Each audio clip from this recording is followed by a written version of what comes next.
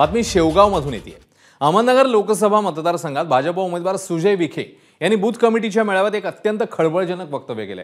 काही लोकांना सुजय विखे मान्य नसतील तर मोदींचं नाव सांगा, जर आमच्या दोघांची अडचण असेल तर मोनिका राजळेंचं नाव सांगा, जर तिघांचीही अडचण असेल तर अरुण मुंडेंचं नाव सांगा, आणि जर या सगळ्यांची अडचण होत असेल तर तुतारी वाजवून टाका, असं वक्तव्य महायुतीचे उमेदवार खासदार सुजय विखे पाटील यांनी केलेलं आहे।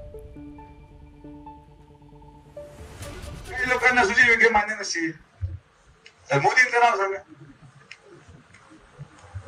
काही लोकांना समजा काही दोघींवरची अडचण असेल तर माझं नाव सांगा, आमच्या दोघांची असेल तर ताईंचं नाव सांगा, तिघांची असेल तर अरुण मुंडेंचं सांगा, अरुण मुंडेंची आमची चौघांची असेल तुषारचं सांगा, आमची सगळ्यांची असेल तर तुतारी वाजून टाका। आपला बाबा त्याच्यामध्ये आता काय करायचं, माणूस कुठं झाला का अजून काय एवढ्या पक्षात लोक आहेत।